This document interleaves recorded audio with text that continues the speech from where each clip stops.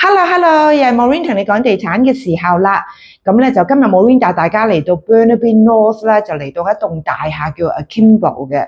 咁呢一度咧就係業主入住咗嚟咧2年，係第一手業主。咁呢個單位係一個2房2廁嘅單位啦，907尺，有一個 parking 一個 locker。咁喺4樓平台嗰度咧，亦都係有一個 community garden 可以種嘢嘅。咁啊，可以同物業管理處咧就係即係租嘅，可以種番茄啊、生菜啊，咁即係你中意種乜都得嘅，種花都得嘅嚇。咁另外咧就喺側邊咧，亦都係有一個好大嘅 area 咧，就可以燒烤啦，約啲朋友翻嚟3、5知己咧就可以係一齊燒下嘢食啊、傾下偈啊咁。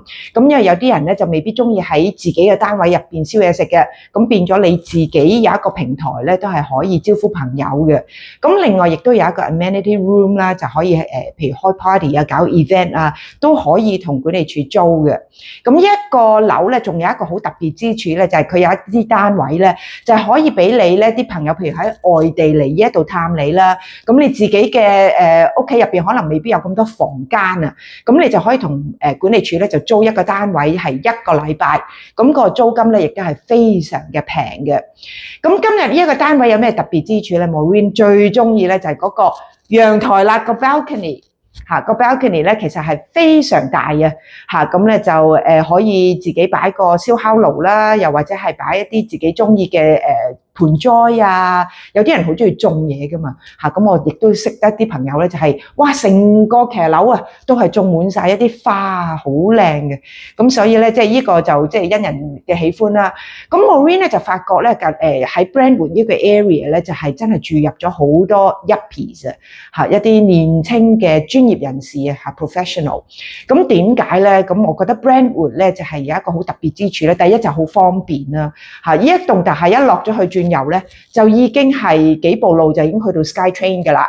咁亦都咧係距離 Brentwood Mall 咧係非常之近嘅 walking distance 嘅嚇。咁你譬如即係好多年青人咧就唔中意煮飯㗎嘛嚇，咁佢哋咧亦都可以咧喺 Brentwood Mall 嗰度咧有一個 food court 咧叫 The Tables， 咁嗰度係乜嘢都有得食嘅，香港嘅嘢食啦，除咗中餐有日本啦、韓國啦、越南啦、泰國啦，亦都最近開咗一間咧少少嘅餐廳仔，一個韓國嘅餐廳咧喺裏面 Earls 啊，好多好多選擇，打邊爐啊嚇，即係海底撈啦，咁都有嘅。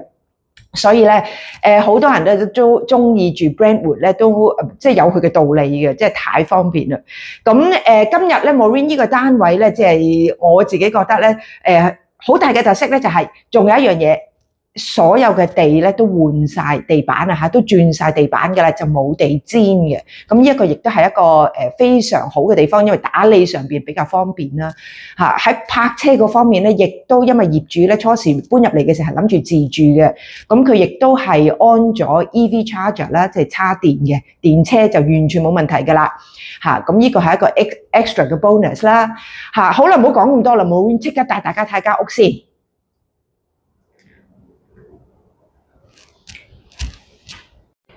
嗱，由門口入到嚟咧，大家睇到喺右手面咧就係一個洗衣嘅地方啦。咁除咗你話洗衣嘅地方，佢仲有一個咧又都幾唔錯嘅位置俾你擺到一啲洗潔精啊、洗衣粉啊，甚至乎地拖啊，或者一啲雜物咯嚇。咁變咗你有一個多個空間可以用嘅。咁跟住咧，如果我哋再入去咧，就睇到咧係有一間房啦。呢一個係一個2房嘅單位，2房2廁。咁而呢個房係有2個儲物櫃嘅，2個 closet 嘅。咁每邊一個，咁你就可以分開你啲不同嘅衣服啦。咁跟住再入嚟咧，就睇到就有一個客廁啦，客人嘅用嘅地方，或者即係細房用嘅都可以嘅。咁係一個浴缸，有個 tub， 亦都可以係做企浴啦。咁跟住入到嚟咧，呢一度有個釘嘅，而呢個釘咧就係可以做書房啦，亦都可以係做雜物房嘅。嚟到廚房，大家都睇到啦，就係一個好新穎、好 modern 嘅 design 啦。咁咧而家就好興咧，就係將個 double sink 咧就擺個 island 嗰度嘅。而入到嚟，大家都睇到咧，呢一個嘅空間感咧係好大嘅。如果一個煮緊飯，另外一個洗緊碗，其實都唔會係影響大家嘅。咁咧就呢個 space 咧相當闊落。咁大家都睇到咧就係嗰個櫥櫃啦，周圍由 top to the bottom 頂到底都係有儲物嘅地方嘅，所以咧唔使擔心話即係啲煲煲罉罉擺邊啦。咁而喺下低呢一度咧，大家都睇到就係一個微波爐啦。咁而家都係好興嘅，就係擺喺下低 instead of 擺喺樓上。對面咧就係個 oven 啦，而個 range hood 咧以前好興咧就係你煮緊飯會撞到頭嘅，而家係唔會嘅。呢個就係個抽油煙機啦，係用明火嘅。咁變咗咧好多中國人咧都係比較中意啦明火煮食。呢個廚房我係相當中意嘅，即係設計得好好咯。好啦，跟住入到嚟咧就係一個ensuite啦。咁呢個 ensuite咧就大家都睇到係光線好充足啦，亦都咧係有一個大嘅衣櫃啦，同埋咧就係依邊都仲有一個衣櫃嘅，兩邊衣櫃，咁變咗你有好多地方可以擺你嘅衣服啦，同埋咧就係有個洗手間啦。咁呢一個 ensuite咧入邊咧就係一個企肉嚟嘅 shower。係咪黑咗啲咧？係啦，咁就係一個shower 嚟嘅。佢呢一個客廳咧入到嚟咧，真係光線咧係好充足啊！因為咧佢落地玻璃咧係由左手面去到呢邊嘅右手面都全程係落地玻璃嘅，咁變咗咧你個光猛程度咧就好足夠啦。同埋咧年青人咧，即係我相信係會覺得好有活力啊！呢一度。因為望出去咧，都係一啲嘅喐動緊嘅嘢啦，例如就 Skytrain 即係有啲比較有 movement 嘅嘢，比較係年青人較為適合嘅。其實嗱，同大家睇翻下個陽台 balcony 啦，非常大啊，成300幾尺嘅。咁大家咧，如果中意咧，可以擺翻個 barbecue 喺度啦。有朋友嚟咧，可以大家一齊燒嘢食啦。又或者好似業主咁咧，擺張凳喺度咧，就可以觀星啦。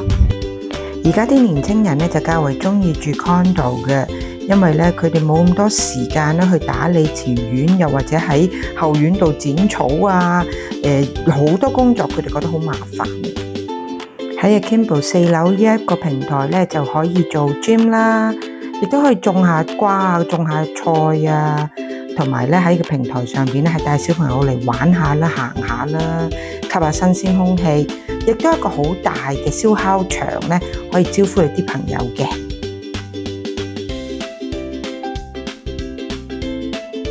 如果大家對呢一個單位係有興趣嘅，可以 check 呢個電話，就打電話俾 Maureen， 咁我就可以咧開門俾大家睇下嘅。好啦，今日講到呢一度差唔多啦。下次再見，拜拜。